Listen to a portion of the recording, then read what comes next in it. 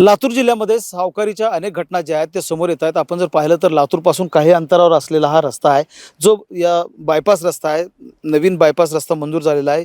या बायपास रस्त्यावर कोट्यवधी रुपये किमती ज्या आहेत त्या शेतीच्या झालेल्या आहेत आणि अगदी 13 लाख रुपयांमध्ये 1.5 एकर शेती जी आहे ते सावकारानं बळकवल्याचं हे प्रकरण आहे. शेतकरी जे आहेत ते या शेतामध्येच उपोषणाला बसलेले आहेत. मोहन जाधव असं त्यांचं नाव आहे. त्यांच्या हृदयविकारावरच्या ऑपरेशनसाठी म्हणून त्यांनी 6.5 लाख रुपये ही 1.5 एकर शेती जी आहे ते लिहून देऊन मग त्यांना 1 वर्षामध्ये दुप्पट रक्कम म्हणजे 6.5 लाखाची 13 लाख रुपये द्यायचे ठरलेले होते आणि त्या कराराप्रमाणे त्यांनी 13 लाख रुपये सावकाराला दिलेले देखील आहेत आणि शिवाय अर्धा एकर शेती जी आहे ती देखील लिहून दिलेली आहे. मात्र पुन्हा सावकार जो आहे तो त्यांच्या 1 एकर शेतीवर कब्जा करतोय अशा पद्धतीनं कंपाऊंड करण्याचा प्रयत्न केलेला होता.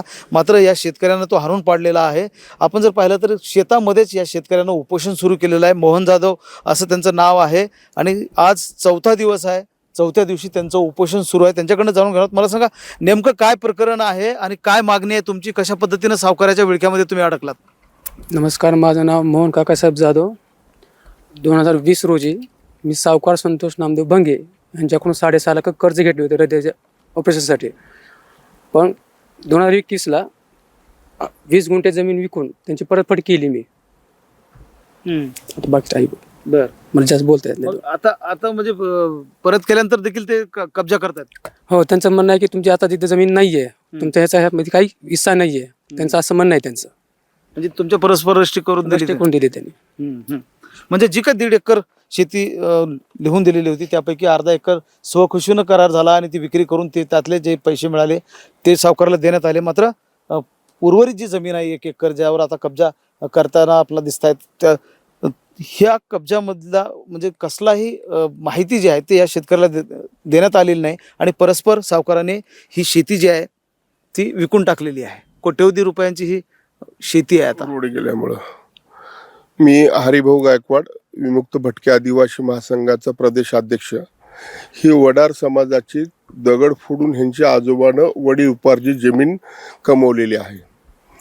ही कमवलेली जमीन असताना ह्यांना अटॅक आला की ह्यांनी म्हणले बा जीवापेक्षा काही जमीन भारी नाही, आपल्याला जीव वाचवणं महत्वाचं आहे.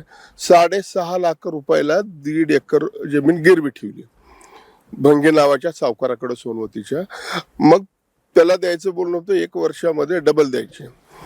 पैसे फिट ना गेल्यावर ह्यांनी अर्धा एकर भंगे नावाच्या सावकाराने ह्यांनी दोघांच्या संमतीनं अर्धा एकर जमीन विकली आणि 13 लाख रुपये त्याचे डबल पैसे परत घेतले. आता ह्यांनी परत मागायला देतो, आज देतो, उद्या देतो म्हणलं. आणि आता सुरकुटे नावाच्या एका व्यक्तीला ह्या रोडला ही बायपास गेलाय, त्याच्यामुळे या परिसरामध्ये प्लॉटिंगची जमीन आली आणि भाव वाढल्यामुळे 1.25 कोटी रुपयाला ह्यांनी ती जमीन त्या सुरकुटे नावाच्या माणसाला विकली. विकल्यानंतर ह्यांना आता कळालंय, विकल्यावर कंपाऊंड करायला आल्यावर कळालं. मग कंपाऊंड आल्यावर कळाल्यावर ह्यांचाच कब्जा सुरुवातीपासून. मग मागणी आहे आमची मागणी इथं आहे की मुख्यमंत्री देवेंद्र फडणवीस, सहकार मंत्री आपल्या लातूर जिल्ह्याचे ते बाबासाहेब पाटील यांनी लक्ष घालावं. ह्यांची जीवन परत पैसे केलेले आहेत सावकाराचे, ह्यांची जमीन ह्यांना परत मिळाली पाहिजे. ही आज बायपास झाल्यामुळं ह्याचे लेकरबाळ उपाशी मोर, काम बी होईना, धंदा बी होईना, अवघड काही काम करतोय ना, मजुरी करून लेबर करून ही माणूस जगलेला आहे आणि रस्त्यावर आलेला आहे. ह्याची जमीन सहकार खात्यानं ह्याला परत द्यावं आणि ज्या सावकाराने पैसे दिले त्या सावकाराची ऍक्टेखाली गुन्हा नोंद झाला पाहिजे. आत्ताच आम्ही DDRला भेटून आलो, निवेदन दिलो DDRला आणि त्यांनी उद्याच्याला चौकशीला यायला पाठवतो म्हणले. तालुका सहनिबंधकाला आणि ह्यांची जमीन परत मिळाली पाहिजे, नाहीतर आम्ही आंदोलन करू, उपोषण करू, मोर्चा काढू आणि न्याय मिळवून देण्याचा प्रयत्न आम्ही सर्व भटक्या समाजाच्या वतीनं करू आणि ह्यांच्या पाठीशी राहू. शेतकऱ्याचं उपोषण सुरू आहे. आज 4था दिवस आहे आणि आपली जमीन परत मिळावी यासाठी जो सत्याग्रह आहे त्यांचा तो सुरूच आहे. आपण जर पाहिलं तर 6.5 लाख रुपयांमध्ये कोट्यवधी रुपयांची जमीन जी आहे ती सावकारानं बळकावलेली आहे आणि ही जमीन परत मिळाली पाहिजे अशी मागणी होते. महेंद्र जोंधळे, TV9 मराठी, लातूर.